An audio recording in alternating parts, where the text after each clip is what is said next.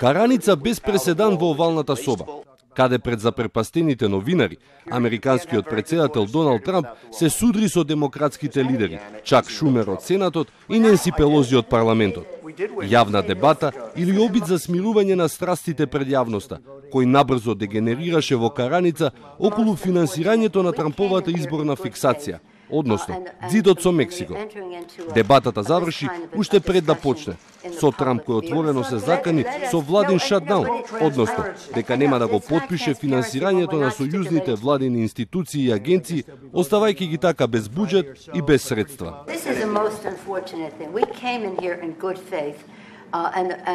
And we're entering into this kind of a discussion in the public view. But it's not bad. Let us no. It's called transparency. I know it's not transparency when we're not stipulating to a set of facts, and when we want to have a debate with you about saying we confront some of those facts without saying to the public. We need border security. That's what we're going to be talking about, border security. If we don't have border security, we'll shut down the government. This country needs border security.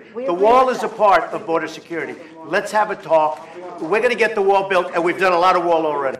Трамп бара $5 милиарди за изградба на ѕидот, но демократите се спремни да одобрат само 1,3 милиарди за гранична безбедност. Трамп претходно кажа и дека доколку не ги добие неопходните средства, ќе ангажира војската да го гради ѕидот. Во секој случај, најверојатно е дека Трамп нема да добие ѕид, но ќе заврши со владин шатдаун. Буџетот за најголем дел од владините агенции е обезбеден само до 21 декември.